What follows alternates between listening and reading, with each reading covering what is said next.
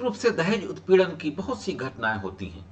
महिलाओं को डाउरी की डिमांड को लेकर के टॉर्चर किया जाता है, फिजिकली मेंटली हरेस किया जाता है, यहां तक कि उनको अपनी जान भी देनी पड़ती है। और कई मामले तो ऐसे भी आते हैं जहां महिलाओं को दहेज के कारण जिंदा जला दिया जाता है या फांसी पर लटका दिया जाता है। ये जेन्युइन केसेस भी देखने को मिलते हैं।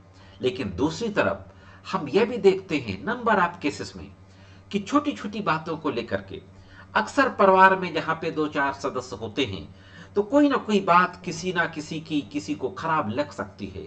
इन बातों को लेकर के विवाद बढ़ जाता है। छोटी छोटी बातों को लेकर के ताने देने लगते हैं। ताने आपस में अगर इस कदर के होते हैं जो दूसरा पक्ष दिल पे ले लेता है और इस बात को लेकर भी विवाद बढ़ जाता है। कभी पत्नी की बात पति को अच्छी नहीं लगी, कभी पत्नी को पति की बात अच्छी नहीं लगी, कभी सास ससुर या किसी और के द्वारा खाने को लेकर के कोई बात कह दी गई, कपड़े पहनने ओढ़ने को लेकर के कोई बात कह दी गई। इस तरीके की बात अगर कही जाती है तो जो आजकल लड़कियां हैं जो बहुएं बन करके जाती हैं शादी के बाद, उनको खराब लगता है और ये बातें भी डिस्प्यूट की वजह बन जाती हैं। साथियों, अब वो दौर नहीं है आज से 50 साल पहले का जो हमारी माँ या हमारी दादी नानी के द्वारा जो देखा गया है कि परिवार में कितनी भी बड़ी बात हो जाए लेकिन वो परिवार की सुख शांति को बना करके रखती थी और तमाम तरीके के जुल्म को सहती रहती थी। मेरा यह भी कहने का मकसद नहीं है कि जुल्म को सहना चाहिए, निश्चित रूप से जुल्म के खिलाफ आवाज उठानी चाहिए, लेकिन छोटी छोटी बातों को नजरअंदाज करना चाहिए।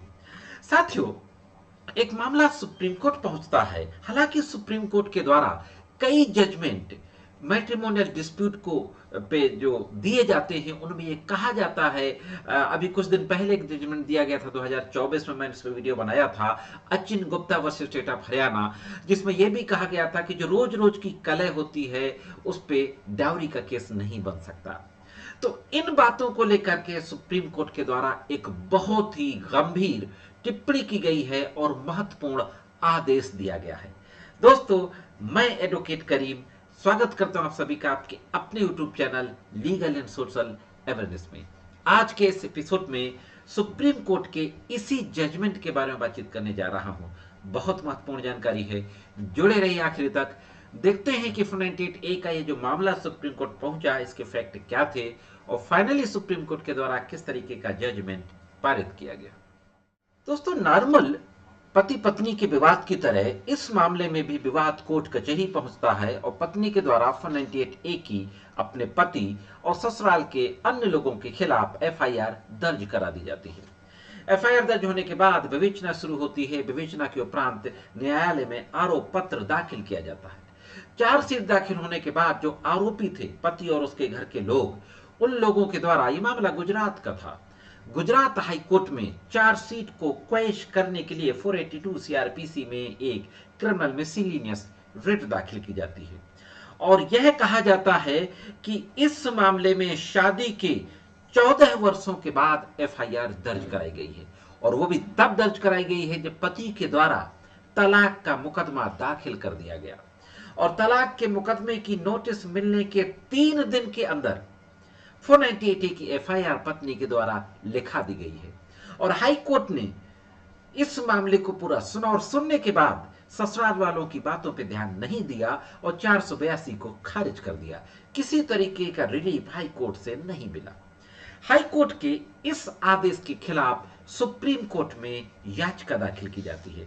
तो देखते हैं कि सुप्रीम कोर्ट में किस तरीके का आर्गुमेंट होता है और फाइनली क्या आदेश दिया जाता है।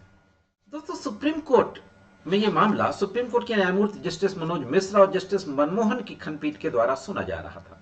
बहुत गंभीर बात कही। इन दोनों न्यायमूर्तियों के द्वारा कहा गया कि कुछ ताने रोजमर्रा की जिंदगी का हिस्सा होते हैं।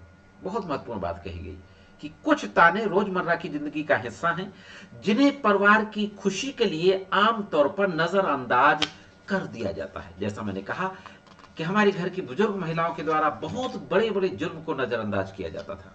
हालांकि वो बिल्कुल नहीं करना चाहिए, लेकिन छोटी मोटी बातों को नजरअंदाज करना चाहिए, यही सुप्रीम कोर्ट ने कहा। और सुप्रीम कोर्ट ने यह भी कहा कि इन परिस्थितियों में हमें यह विचार करना होगा कि क्या आरोपित कार्यवाही कष्टप्रद और दुर्भावनापूर्ण तो नहीं है। विशेष रूप से वैवाहिक विवाद के संदर्भ में, जहां बार बार न्यायालयों को मुख्य आरोपी के परिवार के सदस्यों के दुर्भावनापूर्ण अभियोजन से बचने के लिए सावधान रहने की चेतावनी दी जाती है। स्पष्ट रूप से सुप्रीम कोर्ट ने कहा कि लगातार यह जजमेंट दिया जाता है, और मैं भी तमाम जजमेंट में वीडियो लेकर के आता हूं, कि पति के परिवार वालों, पति के रिश्तेदारों को दुर्भावनापूर्ण फंसाया जाता है। इसलिए फंसाया जाता है कि गलत तरीके से एक्सटॉर्शन किया जा सके। ऐसे मामलों में यह देखना होगा कि क्या दुर्भावनापूर्ण कार्रवाई तो नहीं है। आगे कहा जाता है कि वैवाहिक विवादों से उत्पन्न मामलों में, विशेष रूप से जहां आरोप शादी के कई वर्षों बाद लगाए जाते हैं, और वह भी तब जब एक पक्ष दूसरे के खिलाफ तलाक की कार्रवाई शुरू करता है, न्यायालय को आरोपों को उनके वास्तविक रूप में लेने में सावधानी बरतनी चाहिए। इसके बजाय जहां दुर्भावना के आरोप हैं, वहां यह जांच करनी चाहिए कि क्या वे आरोप किसी अप्रत्यक्ष उद्देश्य, इनडायरेक्ट पर्पज के से तो नहीं लगाए गए हैं। पति के रिश्तेदारों की प्रार्थना पर विचार करते समय तो यह और अधिक सोचना चाहिए। हाँ दोस्तों, साफ न्यायालय ने कहा कि जहां कई वर्षों के बाद आरोप लगाए गए हों, वो भी जब एक पक्षकार तलाक के लिए जा चुका हो, जहां पति के पूरे रिश्तेदार, परिवार वाले फंसे हों, तो बहुत गंभीरता पूर्वक जांच करना चाहिए। गंभीरता पूर्वक जांच करने के उपरांत ही अगर कोर्ट को लगता है कि विशिष्ट आरोप हैं, कोई घटना घटित हुई है, तो ही इस मामले में कार्रवाई की इजाजत देनी चाहिए, अन्यथा नहीं देना चाहिए। कोर्ट ने पाया कि इस मामले में इस तरीके की कोई घटना नहीं थी। हालांकि महिला ने आरोप लगाया था कि वह भी जॉब करती थी, उसके सास ससुर के द्वारा, खासतौर से ससुर के द्वारा उसकी सैलरी छीन ली जाती थी, तमाम तरीके के आरोप लगाए। लेकिन हम डिटेल में उन आरोपों पे नहीं जाएंगे, इससे कि वीडियो लंबा ना हो। साफ तौर पर न्यायालय ने कहा कि जहां पे पति के पूरे परिवार वालों के खिलाफ एफआईआर होती है, शादी के कई वर्षों बाद होती है, पति के द्वारा तलाक का मुकदमा पहले से दाखिल किया जा चुका है, ऐसे मामलों में न्यायालयों को पहले प्राथमिक जांच करना चाहिए। निपटारा करने से पहले न्यायालय ने व्यक्त किया कि हाईकोर्ट ने मामले में निपटने के दौरान अत्यंत पांडित्यपूर्ण दृष्टिकोण अपनाया। सुप्रीम कोर्ट ने कहा कि हाईकोर्ट ने सही दृष्टिकोण नहीं अपनाया। इसने चेतावनी दी कि वैवाहिक मामलों में हाईकोर्ट को आरोपों को गंभीरता से नहीं लेना चाहिए। वैवाहिक मामलों में जो आरोप होते हैं उनको गंभीरता से नहीं लेना चाहिए, जब वे शादी के वर्षों बाद लगाए जाते हैं, खासकर जब द्वितीय पक्ष द्वारा तलाक की याचिका दाखिल की गई हो। बहुत महत्वपूर्ण बात कही, मैं समझता हूं इससे तमाम 498A के मामले पे असर पड़ेगा साथियों। इस तरीके की जनरल टिप्पणी मैं समझता हूं कि नहीं करना चाहिए। तो यह थी एक महत्वपूर्ण जानकारी 498A के संबंध में। कैसे लगी कमेंट्स करके जरूर बताइए। ये जो केस था कमल और अन्य बनाम गुजरात राज्य, SLP क्रिमिनल नंबर 9167/2024, केस की डिटेल आपकी स्क्रीन पे है। दोस्तों, आज के इस एपिसोड में सिर्फ इतना ही। मिलते हैं किसी अन्य एपिसोड में अन्य जानकारियों के साथ। तब तक महत्वपूर्ण जानकारियों के लिए देखते रहें लीगल एंड सोशल अवेयरनेस।